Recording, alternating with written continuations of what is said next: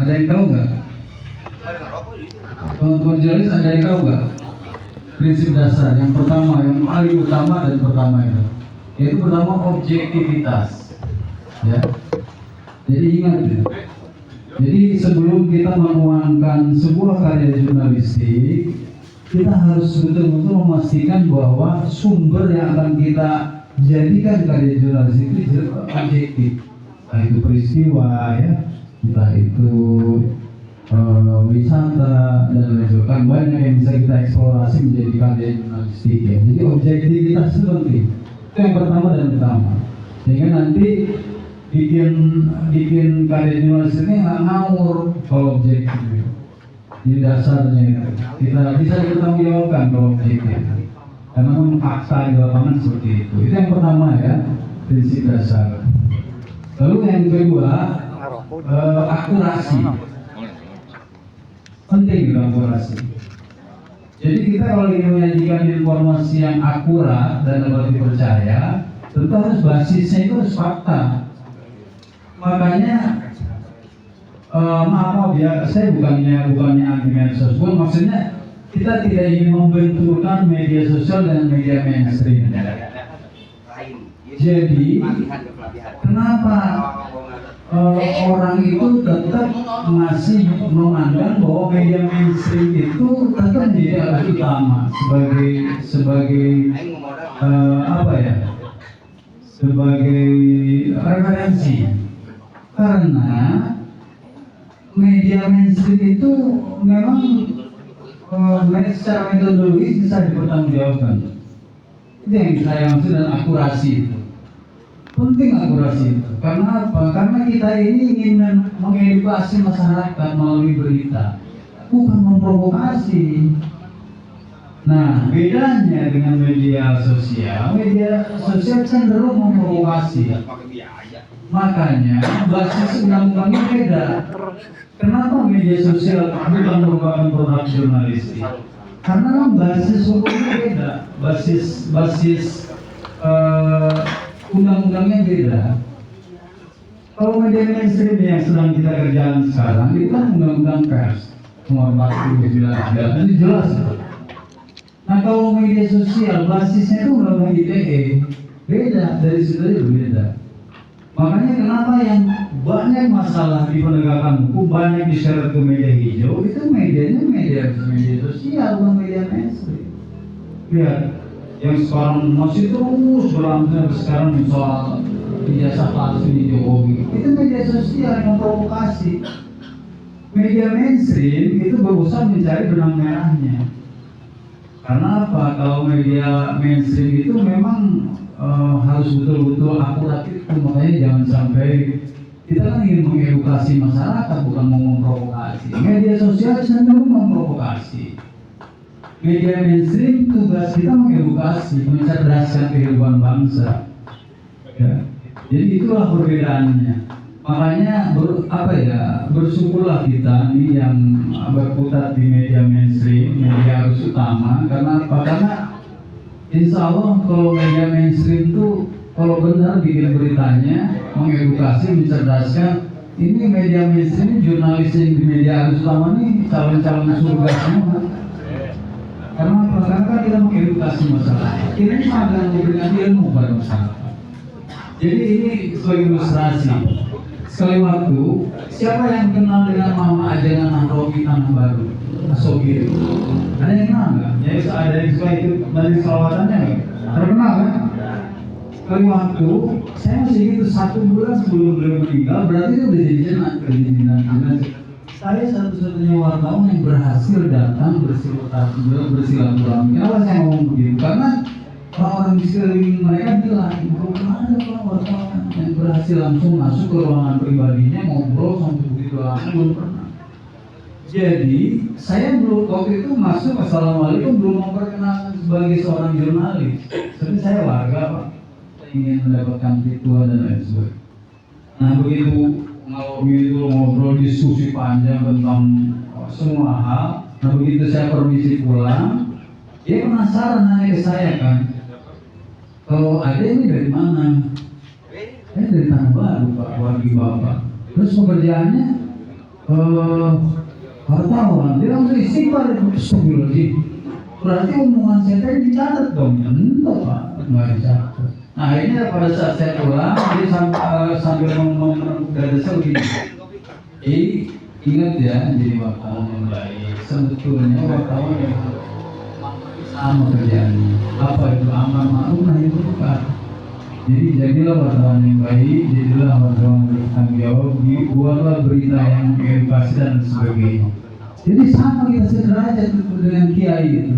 Mama sendiri yang bilang itu. Sebulan kemudian meninggal dunia. Beliau diterima Allah Subhanahu Wa Taala. Jadi saya beruntung bisa komunikasi dengan kiai ulama ya, memastikan bahwa profesi kita ini profesi yang mulia, jangan sembarangan, makanya jangan sampai dimanfaatkan buat hal yang tidak baik.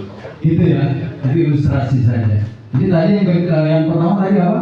Prinsip dasarnya objektivitas, kedua akurasi. Nah itu penting ya, dua hal pegang gitu sebagai seorang jurnalis di media mainstream. Juga orang yang non-jurnalis, ini untuk pelajaran ya Bu ya, Bapak, untuk pelajaran. Jadi kan tidak harus jurnalis yang mendapatkan ilmu seperti ini. Non-jurnalis juga boleh untuk dasar ya. Siapa tahu nanti punya minat ke jurnalistik kan itu bisa dipelajari. Nah yang ketiga itu kejelasan, ya. Jadi kejelasan itu penting. Apa kejelasan maksud? Gaya bahasanya. Jadi jangan sampai jelimet. Bikin naskah berita itu harus jelas gitu. Jadi menggunakan bahasa yang jelas dan mudah dipahami, sehingga pembaca dapat memahami informasi dengan baik. Jadi kejelasan itu maksudnya dari aspek tata bahasanya, ya Bu ya. Kalau terkait berita kan akurasi, terus objektivitas, ya kan. Nah, kalau terkait dengan pemberitaannya hendaknya menggunakan bahasa yang jelas, itu ya. Kejelasan itu maksudnya terkait dengan bahasa yang kita tuangkan dalam berita itu. Yang keempat itu ada prinsip dasarnya keadilan. Keadilan itu penting. Keadilan itu rasa menyajikan informasi itu yang adil dan nggak boleh memihak kita. Jadi contohnya begini, sekali waktu di antara saudara kita mendapatkan perlakuan tidak baik dari aparat. Karena boleh aparat yang sudah menganiaya saudara kita, lalu kita membuat beritanya itu, jadi kita bermain di situ.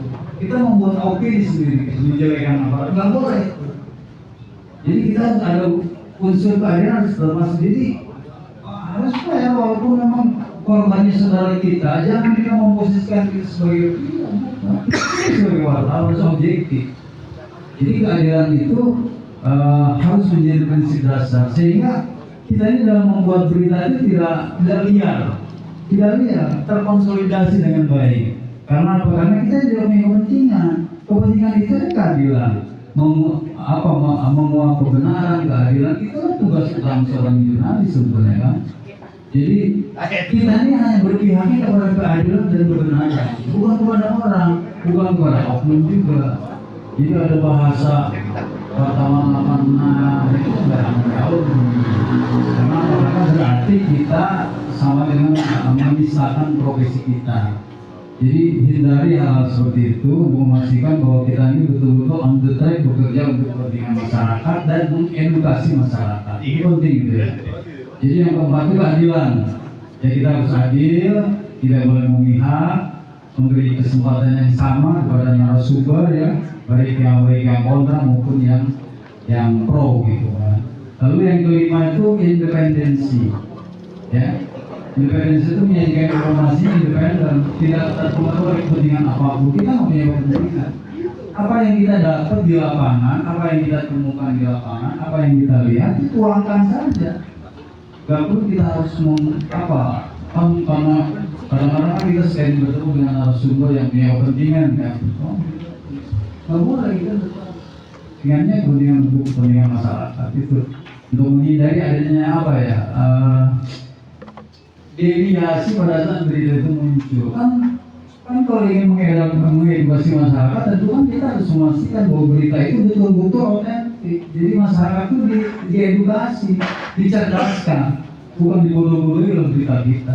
Apalagi sekarang sudah ada di handphone hampir setiap orang pegang. Mereka udah bisa menilai sendiri ini berita yang kita munculkan ini baunya bau apa, mereka udah tahu gitu. Jadi makanya sebagai seorang jurnalis yang berkutat di media mainstream, tentu kita harus memastikan bahwa berita itu betul-betul bisa dipertanggungjawabkan dan independen. Nggak punya kepentingan lah, kita nggak ada kepentingan sama sekali. Jadi menulis itu ya harus lurus saja, jangan dekat.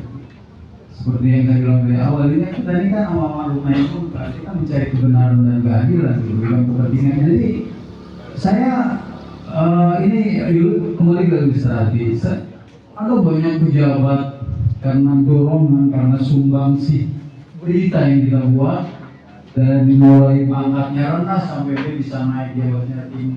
Juga oleh kita, dibantu oleh kita pemberitaan yang kita buat.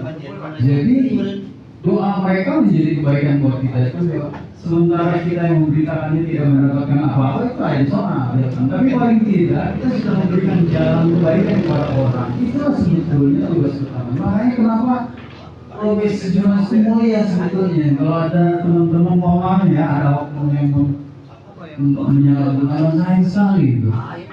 Jalan menuju surga jadi semakin jauh kan dari itu. Sementara kan kita ingin fokus di sana. Jadi makanya saya dalam membuat berita seringkali terngiang dalam pikiran saya itu nasihat mama itu dengan Narowi. Jadi wartawan yang benar, karena kamu tuh dengan saya sama, tugasnya amar ma'ruf nahi munkar. Saya kan mau perjuangan keadilan, betul ya. Insya Allah jadi ahli sunnah. Jadi kali-kali ini cuma apa ya, cerita-cerita ini ya bercanda gitu. Jadi ceritanya ada seorang wartawan meninggal masuk alam kubur kan. Begitu datang malaikat bertanya kepada dia, ditanya dulu kan identitasnya, kamu siapa? Aku profesi wartawan. Istighfar malaikat menghadapi wartawan. Nanti kalau mau menghadap Allah, ceritakan yang baik-baik tentang saya. Kata malaikat kepada wartawan, siap malaikat. Jadi saking dia hormatinya malaikat sampai di alam kubur pun ada cerita seperti itu. Saking dimuliakannya karena memang tugas mulia seorang jurnalis wartawan itu. Dan hanya profesi wartawan yang banyak dibuka dalam ayat Quran.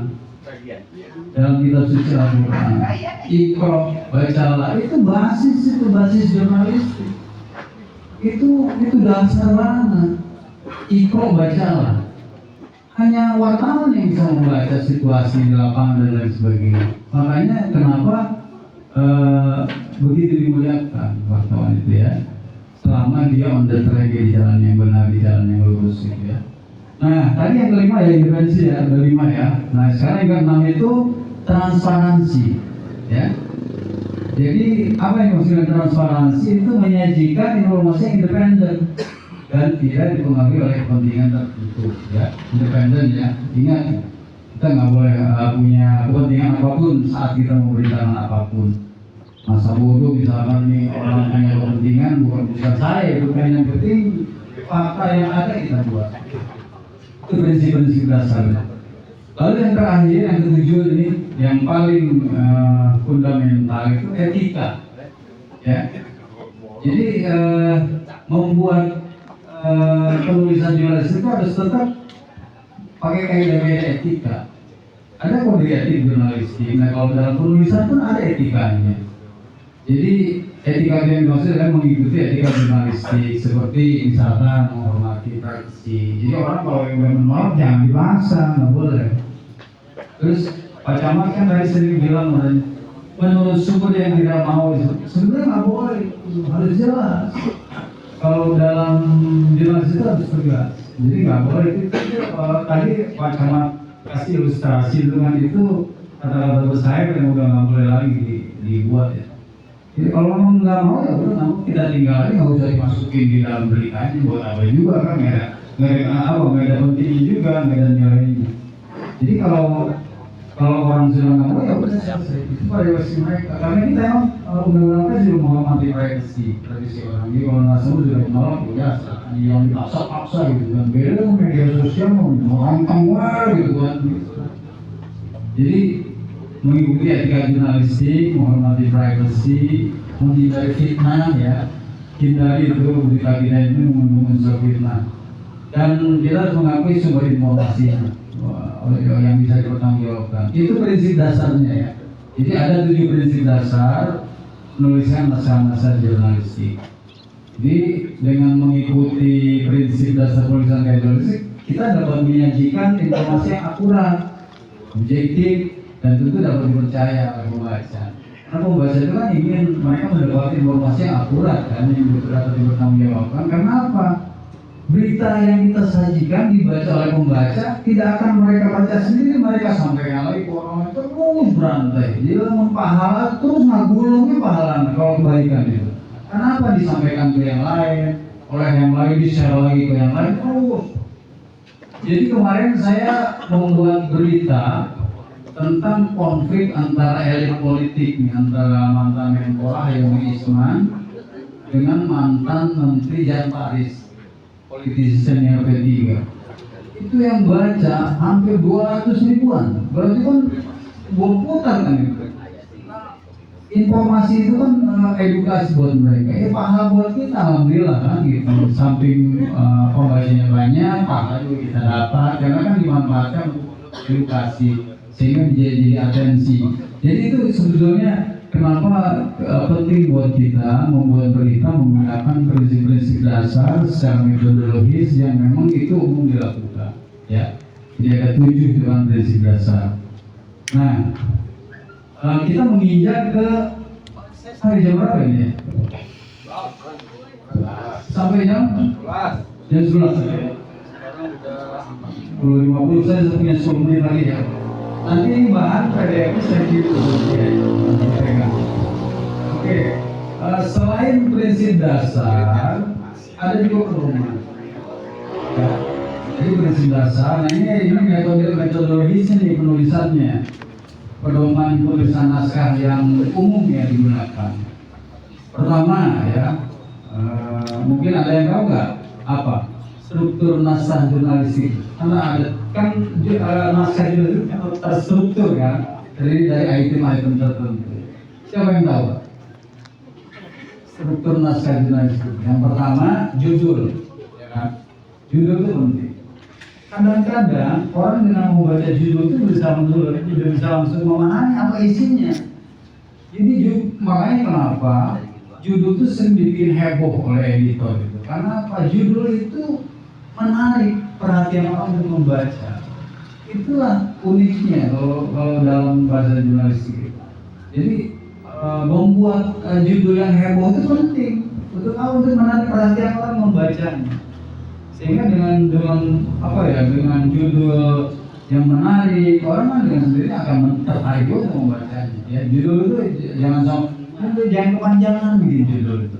Sederhana aja. Yang penting memenuhi unsur 5W1-nya gitu kan. Jadi judul itu singkat, jelas dan menarik. Penting. Jadi teman-teman wartawan maupun yang bukan wartawan, jadi kalau suatu saat membuat penulisan karya jurnalistik ya pertama itu ya strukturnya itu struktur naskah dari judul ya.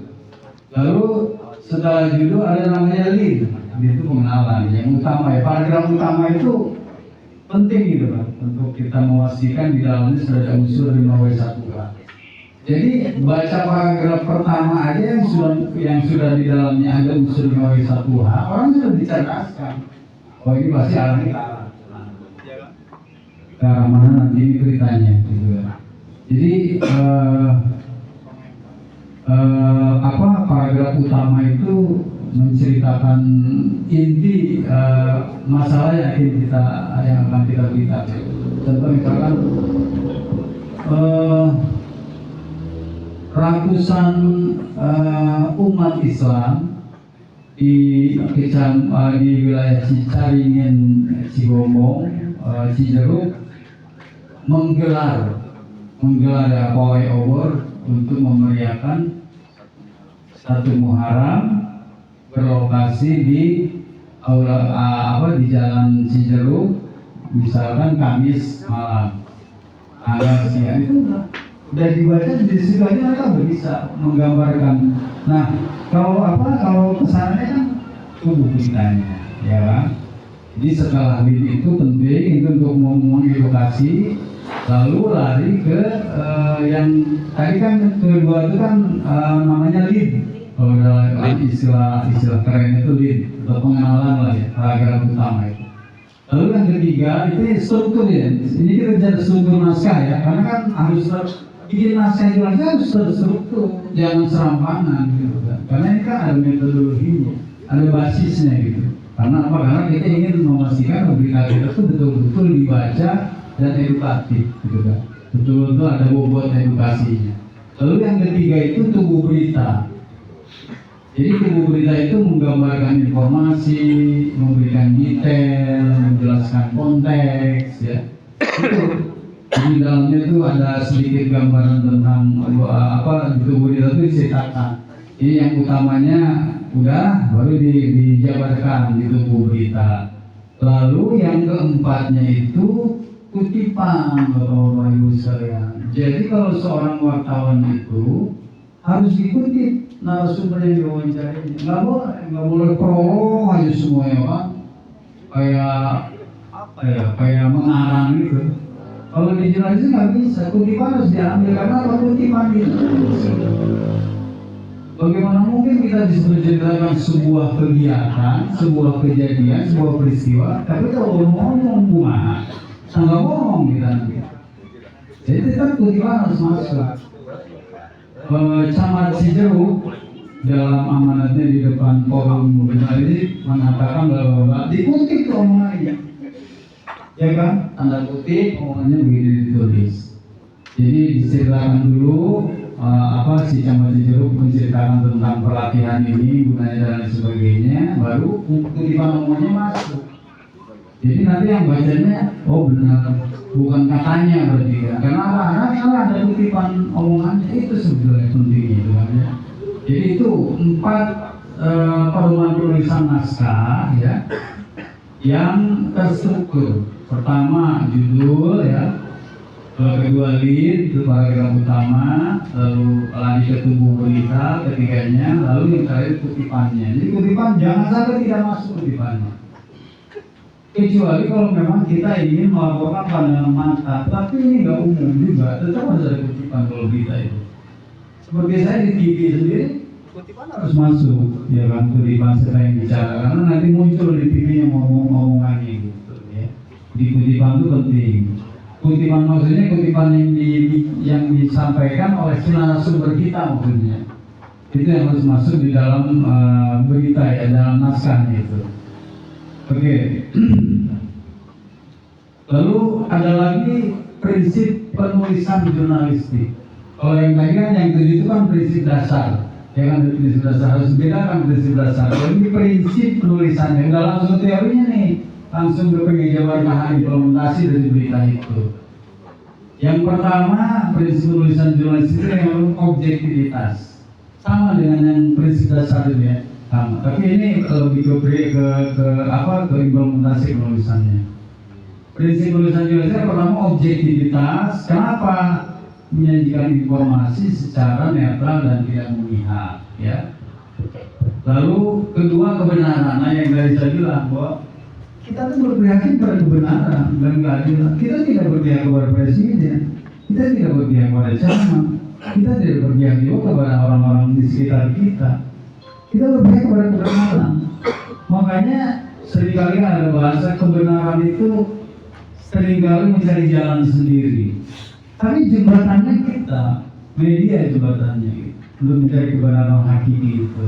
Ya memang relatif ya. Kadang-kadang kebenaran itu kan, kalau kebenaran hakiki kan dari Allah ya. Tapi kalau kebenaran yang biasa beredar di tengah-tengah kita ini kan tergantung sudut pandang kan gitu.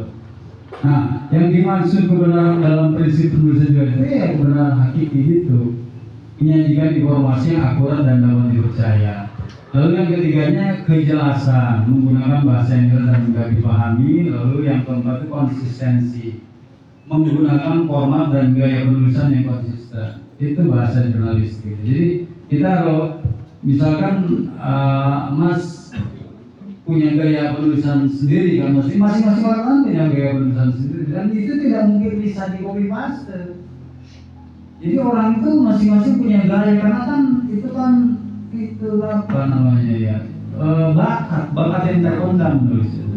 Jadi orang itu tidak mungkin sama. Jadi kalau seandainya ada dua orang wartawan bahasanya sama, berarti itu copy paste. Karena nggak mungkin sama. Wartawan satu dan wartawan lain dalam menyajikan berita, gaya bahasanya nggak mungkin sama. Saya dengan Mas Opi pun nggak mungkin sama gaya bahasanya. Jadi nggak mungkin copy paste. Jadi itu yang dimaksud dengan konsistensi itu. Jadi kita dengan gaya bahasa kita ini buat ngapain kita niru bahasa orang lain kan? Justru karakter penulisan kita itu mencerminkan kepribadian kita, itu penting. Masih ya tahu. Jadi contoh begini, saya nih baca berita gaya bahasa Opik, saya kenal. Jadi kalau saya misalkan dikirimin nih berita Opik, pasti saya kenal pasti ini Opik. Karena saya bisa baca gaya bahasa tulisannya. Begitu juga Opik terhadap saya. Oh itu mah tulisan Kang Purpon pasti. Tahu dia gaya penulisan saya. Jadi itu yang saya mau bilang konsistensi ya. Jadi Anda tuh harus punya karakter dalam penulisan. Jangan copy paste. Copy paste langsung ngapain sih wartawan gitu kan. Jadi kita dalam menggunakan bahasa harus konsisten ya. Nah, tadi prinsip penulisan. Kita lari ke etika penulisan jurnalistik. Udah jam 11 sebentar lagi ya. Sebentar lagi udah selesai. Nah, etika penulisan jurnalistik juga ada 3. Yang pertama, menghormati privasi, ya, etikanya. Menghormati privasi, jadi tidak mengungkapkan informasi pribadi tanpa izin. Nah, lagi-lagi kita memang kalau ingin menulis tentang apapun, kita tentu harus konsisten dengan etika, kita harus meminta izin. Itu etikanya lah, minta izin kita. Pak, saya wawancara nih. Tadi malam saya wawancara dengan Sugeng Teguh, koordinator Indonesia Police Force terkait dengan tahanan kabur di Citeureup. Saya ngomong dulu bang, ini boleh ikutin nggak bang ucapannya? Boleh. Nah, gitu. Jadi kalau kita udah diizinkan, tapi kalau misalnya kita kita sengaja ambil terus sementara dia tidak mengizinkan, nggak boleh. Kita jadi nanti malah kita akan somasi. Jadi berbaliknya ke kita. Jadi penting gitu menghormati privasi ya.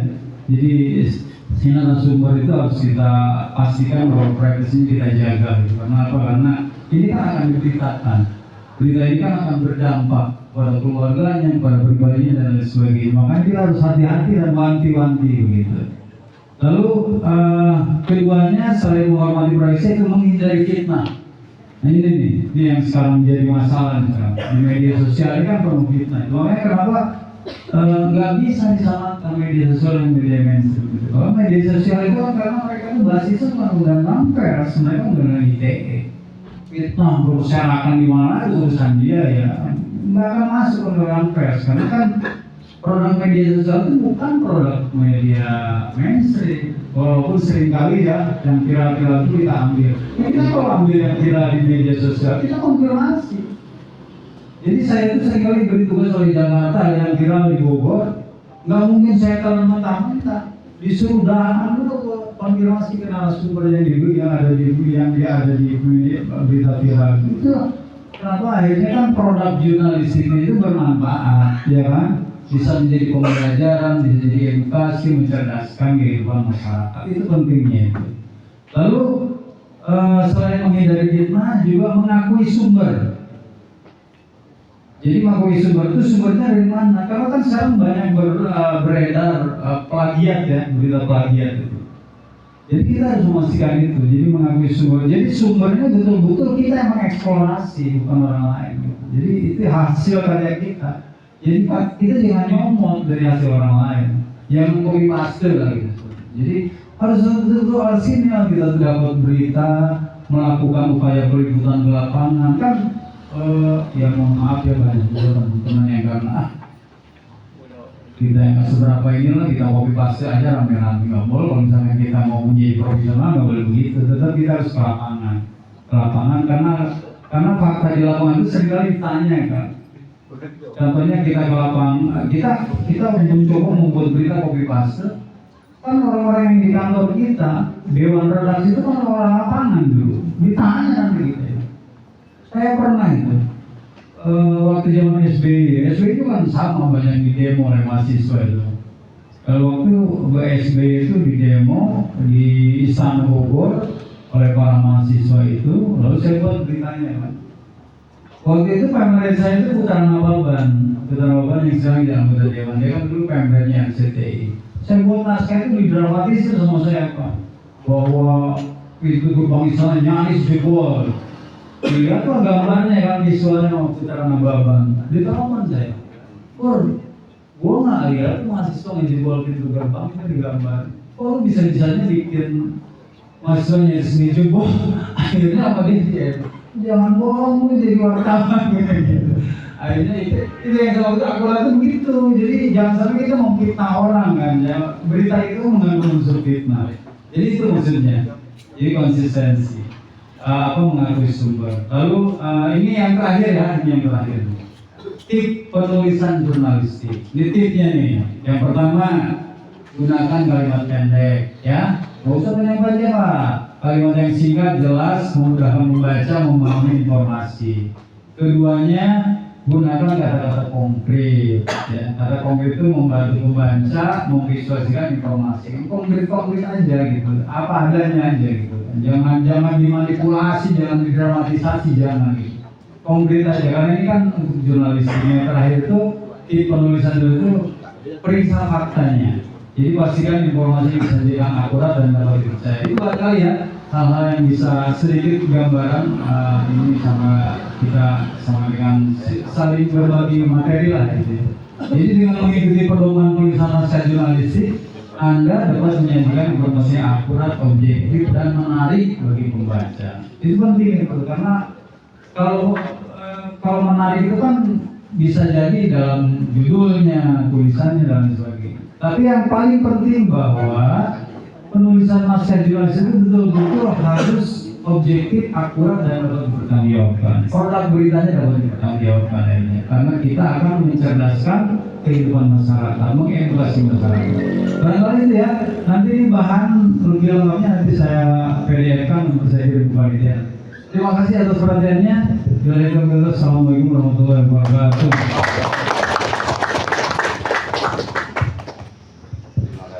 Ke Bogor. Alhamdulillah, satu kehormatan. Alhamdulillah dengan hormat Bapak Hadi Jepri untuk ke depan untuk menyerahkan piagam penghargaan kepada Ketua Abdesi Kecamatan Cigombong. Pak Hadi Jepri ini adalah Dewan Penasehat dari Cicago. Selamat datang Pak Hadi Jepri dan Pak Uca, Pak Asep. Dokumentasi. Close buat Pak Haji Jepri ya.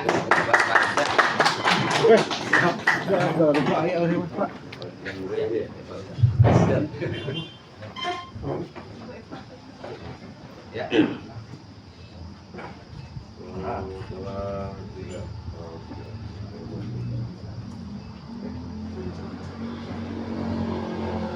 Terima kasih.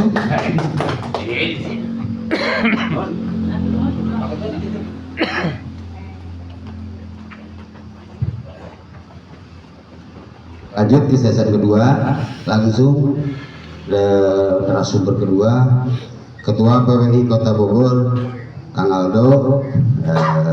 Kita simak tentang kode etik jurnalistik. Terima kasih untuk Kang Aldo.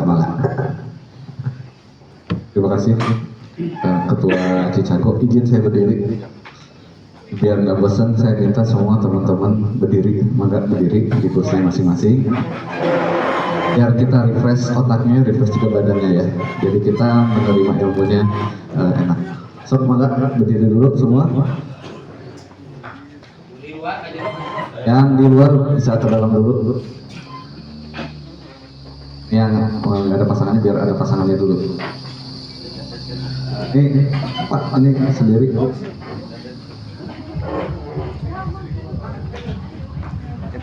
Ya, nggak ada pasangannya. Ada pasangannya, kalau nggak ada bertiga nggak apa-apa. Oke, terima kasih. Perkenalkan diri saya dulu. Saya Aldo, Ketua KPI Kota Bogor. Nama saya Herman Budi, biasa dipanggil Aldo Herman. Saya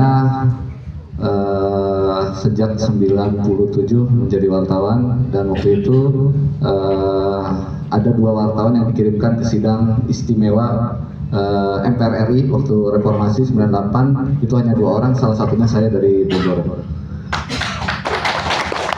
Terima kasih. Sebelum saya mulai, saya ingin kita merefresh dulu yang tadi saya sampaikan ya. Sekarang kanan kirinya kenalan dulu, takutnya nggak ada yang kenal nih. Soalnya dari tadi Pak diem gitu saya lihat gitu kan. Yang belum kenal silakan kenal. Oke, kalau sudah, sekarang semua tangannya ke depan. Tangannya ke depan. Tangannya ke depan. Sudah. Kita gerak-gerakan tangannya. Ya, silakan. Terus, saya belum berhenti ya, terus. Oke, sekarang ke atas. Oke, sekarang ke kiri atau ke kanan, terserah. Ya, sama, masih begini juga, kiri kanan. Oke, kalau sudah, sekarang Bapak ini contoh ya, saya kasih contoh ini. Pijitin badannya. Pijitin temennya, sebelahnya. Punggungnya pijit. Pijit kembali ke sana. Punggungnya pijit. Kamu memanjang aja, nggak apa-apa. Ya, gini. Badannya pijitin. Nah, semua. Ya. Kalau udah, sekarang kembali. Gantian, kembali. Gantian. Ya, terus gantian, kembali.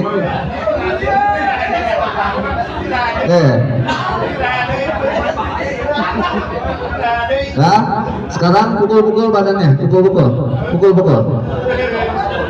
Ya, pukul pasangannya ayo. Ya, bertiga Kang, situ Kang. Oke. Nah, ini biar kita aliran darahnya ngalir, jadi nerima ilmunya enak masuk ya. Sekarang kembali, gantian. Ya. Nah. Terus ke bawah. Nah, ke bawah. Terus ke bawah. Ini namanya relaksasi ya.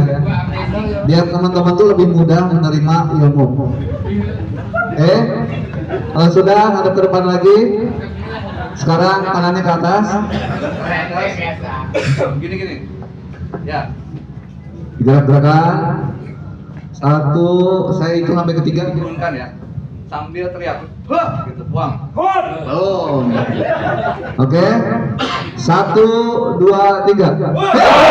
Lagi ke atas lagi. Gerakin lagi. 1, 2, 3. Sekali lagi. Ke atas. 1, 2, 3. Oke, terima kasih. Silakan dulu tepuk tangan buat kita semua. Insya Allah dengan kita melakukan gerakan ini, kita lebih mudah menerima ilmu, juga memberikan kesehatan buat kita. Karena saya yakin teman-teman, khususnya wartawan ya, ini kan karena banyak yang juga bukan dari wartawan ya.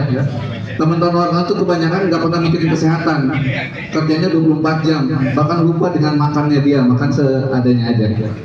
Oke, terima kasih. Tadi saya sudah memperkenalkan diri bahwa saya itu Aldo Herman.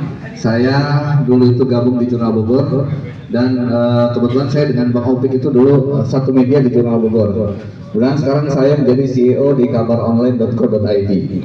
Nah, saya akan memberikan ilmu yang menurut saya tuh kita harus belajar sama-sama. Bukan saya lebih jago, bukan.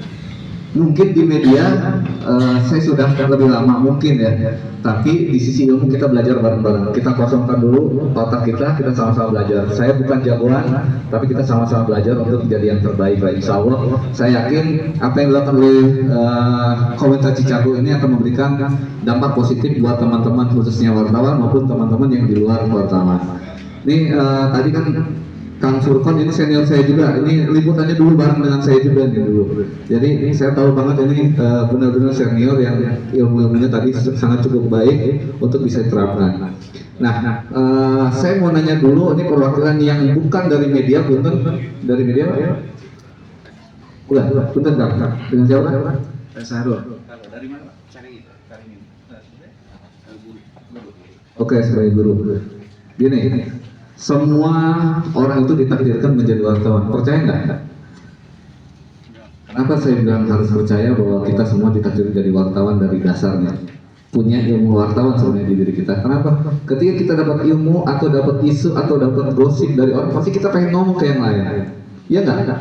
Apalagi mama kan dengan minggu wajah yang krum gitu kan. Artinya kita tuh udah punya dasar ilmu jurnalisnya, cuma harus diasah gitu kan. Beda lagi kalau teman-teman wartawan sudah punya dasarnya, terus dia ikut pelatihan. Contoh kayak gini adalah penambahan ilmu buat kita semua. Sayangnya saya hari ini diminta bukan memberikan dasar-dasar jurnalistik. Padahal saya pengen juga nih, mungkin nanti Cicago dengan kesuksesan acara ini bisa lebih banyak lagi memberikan ilmu-ilmu dasar jurnalistik buat teman wartawan maupun di luar. Karena saya yakin semua pasti berhubungan dengan menginformasikan kepada orang lain. Betul nggak? Dari guru harus mendakwahkan kan, gitu. Kita juga sama, kita mendakwahkan dalam bentuk berita. Nah, saya juga membahas sedikit tentang kode etik jurnalistik, karena saya ditugaskannya kode etik jurnalistik ini kebetulan. Jadi, kalau mohon maaf kalau terlalu, nanti ini saya bagi juga. Kode etik jurnalistik itu tadi saya judulnya apa? Coba balik lagi. Kode etik jurnalistik membatasi atau melindungi. Membatasi siapa? Melindungi siapa? Itu artinya, ini saya cerita buat yang wartawan dulu ya. Kode etik jurnalistik itu membatasi atau melindungi si wartawan. Ada yang tahu nggak? Coba teman-teman wartawan yang tahu membatasi atau melindungi? Yang tahu? Ngacung? Nah, saya kasih ini bahwa ini adalah melindungi justru kode etik jurnalistik itu. Kenapa? Tadi kan kita dengar curhatan Pak Camat ya. Katanya ada wartawan datang bergerombol gitu kan, terus tanpa AIU nyelonong masuk. Itu maksudnya ke kode etik. Karena di kode etik jurnalistik itu ada aturannya. Kode etik jurnalistik itu bukan hanya untuk wartawan aja. Profesi advokat ada kode etik jurnalistik, ada kode etiknya. Kedokteran ada kode etik kedokteran. Jadi itu adalah batasan. Untuk kita melakukan itu ada batasannya. Tadi disebutkan sama Kang Furqon, kalau narasumber nggak mau disebutkan, nggak bisa bersayap, kita harus menyebutkan, ya kan? Kalau nggak mau jangan ditulis, itu betul. Jadi teman-teman harus memang menyebutkan narasumbernya. Nah, silakan dibuka. Apa itu wartawan atau jurnalistik? Dalam pasal 1 ayat 4 Undang-Undang Nomor 40 tentang apa yang disebutkan wartawan adalah secara teratur melaksanakan kegiatan jurnalistik. Nah, kalau ada teman-teman yang di luar wartawan, contohnya tadi kan medsos yang kata Kang Furqon ya, itu memang bukan media konvensional. Kenapa? Karena kesehariannya dia bukan melaksanakan tugas jurnalistik. Karena media sosial, kalau paham dengan nama media sosial itu media interaksi, berkomunikasi sosial. Ya, makanya disebut media sosial. Kalau media mainstream seperti kita yang wartawan, itu media mainstream. Berarti ada aturannya, bukan untuk berinteraksi, seperti di medsos gitu. Jadi harus pahami dulu medsos dan media mainstream, harus dibedakan. Nah, tapi kan sekarang banyak masyarakat lebih percaya ke medsos, lebih baik viral tanpa ada konfirmasi, iya kan? Ya nggak, betul nggak? Malah kita media konvensional terang kalah sama media sosial, padahal salah.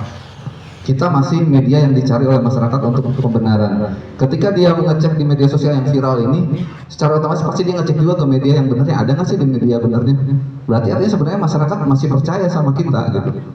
Media-media seperti kita. Kenapa? Karena media konvensional itu masih diatur oleh undang-undang. Masih diatur oleh Undang-Undang Pers nomor 40. Next. Ini kita cepetin aja ya karena waktu dan juga tadi udah sedikit dijelaskan. Nah, wartawan itu ada pedomannya yang tadi saya bilang. Itu ada wartawan harus memegang teguh dan mentaati kode etik jurnalistik yang ditetapkan Dewan Pers. Wartawan harus bersikap independen, menghasilkan berita akurat, berimbang dan beretikat, tidak beretikat buruk. Nah itu yang tadi disampaikan Kang Furqon juga tuh sebenarnya udah disampaikan tadi kan. Independen kita nggak boleh tuh, karena kita nggak suka sama Pak Camat Anu, udah aja beritanya ngantemin dia, itu nggak boleh. Itu khusus semua wartawan itu yang sudah saya cerita karena teman-teman ada yang sebagian belum bukan wartawan ya. Jadi kita tuh bisa dituntut, jangan salah loh. kita bisa dipidana, apalagi ketika wartawannya belum mengikuti uji kompetensi wartawan yang dikeluarkan oleh Dewan Pers. Plus medianya belum terverifikasi oleh Dewan Pers. Kenapa? Kita itu di Dewan Pers itu sudah ada kesepakatan 3 menteri, Kapolri, kemudian Komdigi, sama Dewan Pers. Di mana ketika terjadi sengketa jurnalistik itu kita akan difasilitasi, akan dilindungi. Ketika itu soal jurnalistik, kita akan diarahkan ke Dewan Pers, bukan ke kepolisian. Tapi kalau belum terdaftar di Dewan Pers, teman-teman ketika ada masalah itu akan langsung diarahkan ke kepolisian karena tidak akan dilindungi. Itu pentingnya buat kita. Ya, jadi teman-teman wartawan, khususnya wartawan, itu tolong ikutin kode etik jurnalistik biar aman buat ngelindungin kita. Ya enggak? Nah, kalau misalkan kita mau ngeberitakin soal jalan rusak, ya beritain ketika kita wawancara, misalkan ya kaitannya dengan jalan itu kaitannya dengan infrastruktur, misalkan itu ada infrastruktur, tapi ketika kita tanya dia nggak mau menjawab gitu kan, terus kita salah nggak tuh bikin berita karena orangnya nggak mau jawab gitu kan, itu nggak salah, tapi kita muat ketika dikonfirmasi dia tidak mau menjawab, itu nggak apa-apa. Tapi jangan kosong gitu, jangan naikin berita kosong tanpa ada konfirmasi, itu kita berarti tidak berimbang dan tidak akurat. Terus kenapa tadi katanya harus narasumber yang ditanyanya harus dijelasin namanya siapa? Karena itu harus akurat. Bukan katanya si iya, katanya jalan iya rusak, RTLH iya dipotong, bukan. Kalau katanya itu kita belum akurat namanya. Dan tugas wartawan itu adalah mencerdaskan kehidupan bangsa. Tadi kata Kang Furqan mengedukasi kan, bukan memprovokasi kan gitu kan? Emang betul. Tugas wartawan itu bahkan punten dengan profesi yang lain, wartawan itu adalah 4 pilar demokrasi: eksekutif, legislatif, yudikatif, satu lagi pers. Kita tuh mulia tugasnya, makanya kita menjalankan profesinya dengan mulia, dengan mengikuti kode etik jurnalis. Kita nggak akan keluar dari alurnya. Insya Allah tujuan kita mencerdaskan kehidupan bangsa akan tercapai. Oke, next. Wartawan Indonesia tidak menyebutkan atau menyiarkan identitas korban kejahatan seksual. Nah, kalau tadi kan yang tadi harus disebutkan namanya gitu kan. Kalau yang kaitan dengan laporan apa gitu kan. Tapi khusus dengan kejahatan asusila, dia korban dan identitas anak itu nggak boleh. Itu aturan. Makanya suka sebutkan namanya mawar, kan gitu kan ya, suka ada yang gitu. Itu yang betul, harus pakai inisial atau nama lain, karena itu aturan nggak boleh. Ketika wartawan menulis itu bisa dituntut si wartawannya. Ya, harus kita pahami itu. Kemudian wartawan tidak menyalahgunakan profesi dan tidak menerima suap. Waduh, makanya saya suka dikasih duit ya. Jadi gini, tidak menyalahgunakan profesi dan tidak menerima suap itu gini. Ketika ada berita Pak Lurah atau Pak RT, ini ada kasus ini nih, lamun ente dikasih duit, saya diberitakan. Itu namanya menerima suap, teman-teman ya. Saya tidak memungkiri ada teman-teman yang mungkin dari perusahaan persnya belum memberikan kesejahteraan maksimal, tapi masih ada cara-cara lain yang lebih profesional dan lebih baik. Contoh, misalnya kita kerjasama seperti ini. Ini adalah contoh kegiatan yang positif menurut saya. Jadi jangan tidak menyalahgunakan profesi itu dan tidak menerima suap itu salah satunya kayak gitu. Jangan mengancam, ini lamun beritanya ini nggak dibayar, kalau mau saya taikan di beritanya, itu nggak boleh. Itu jelas-jelas narasumber itu bisa melaporkan karena itu sudah masuk pemerasan. Dan itu kita dari Dewan Pers dan organisasi kewartawanan tidak mentolerir itu, karena itu yang merusak nama baik kami dari sisi profesi. Dan saya juga mengingatkan ke teman-teman, profesi yang namanya oknum-oknum itu semua ada, bukan hanya di wartawan. Jadi nggak usah khawatir, wah wartawan cenah banyak oknumnya. Enggak. Oknum itu ada di oknum kepolisian, ada di oknum di kejaksaan, ada di oknum pengadilan, dan semua itu ada, pasti ada oknumnya, karena orang tidak mungkin sempurna, termasuk kita wartawan juga pasti ada oknum wartawan. Dan insya Allah kita semua yang di sini bukan oknum, orang-orang terbaik yang dipilih Allah untuk hadir di sini. Kemudian wartawan Indonesia memiliki hak tolak untuk melindungi narasumber, tidak bersedia diketahui identitas maupun keberadaannya, menghargai embargo. Ini saya cerita dikit soal embargo. Jadi dulu saya waktu jadi wartawan Jurnal Bogor, saya pernah memberitakan kita wartawan biasanya udah lebih tahu bahwa bulan depan atau 2 minggu lagi akan naik harga bensin, ya kan? Kadang kita lebih tahu lebih dulu bocorannya gitu. Nah, kalau zaman saya itu saya nggak pernah langsung nulis tuh minggu depan mau naik gitu kan? Karena kenapa? Saya menghargai ini aturan ini. Karena ketika kita sudah membuat beritanya sekarang, tapi kenaikan minyaknya nanti, itu akan terjadi namanya panic buying. Itu yang mengganggu stabilitas perekonomian masyarakat. Jadi wartawan harus memahami itu. Tapi saya aneh juga kalau sekarang itu kenaikan BBM itu suka dulu dan naik. Padahal itu sebenarnya harusnya jangan. Walaupun kita tahu ada bocorannya memang dari orang-orang dalam ya, tapi secara umum itu yang mengganggu stabilitas politik, keamanan dan ekonomi itu wartawan itu tidak boleh, karena kita tugasnya sama dengan kepolisian. Kenapa? Kita menjaga dengan TNI kita sama, menjaga kondusivitas tetap harus itu, karena kita tinggalnya di sini, tinggalnya di Indonesia, kita harus jaga kondusivitas itu. Makanya kita harus kolaborasi dan sinergi dengan kepolisian, dengan TNI, dengan pemerintahan. Tapi bukan berarti kita bisa disuruh-suruh, enggak juga. Kita posisinya tetap kontrol sosialnya tetap harus jalan. Pak Lurah ada kesalahan, kita tahu ya, kita beritain karena itu fungsi kita kontrol sosial. Bukan kita berarti karena dekat terus kita nggak mau beritain, enggak juga. Itu kontrol sosial. Karena ada orang yang kadang bangsa kita, bangsa Indonesia itu ada yang kadang kalau nggak ditoel dia nggak akan sadar-sadar, mungkin kita bisa menoelnya gitu kan. Nah itu cara-caranya. Next. Oh, itu back. Itu tadi udah saya tadi sampaikan sama itu ada kalau ada informasi yang off the record, yang tadi dibilangin Kang Furkon kan, kalau off the record itu kita nggak boleh muat, itu udah aturan baku ya.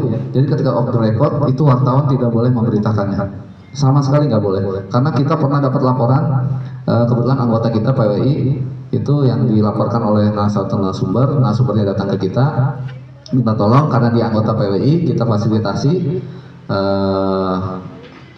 dia menerima, kan ada aturannya ketika tidak suka dengan beritanya itu dia harus membuat hak jawab. Ini informasi juga nih buat teman-teman yang di luar kewartawanan ya. Jadi ketika tidak suka dengan berita suatu media itu harus minta hak jawab dulu. Teman-teman yang tidak menerima bikin berita versi, pernyataan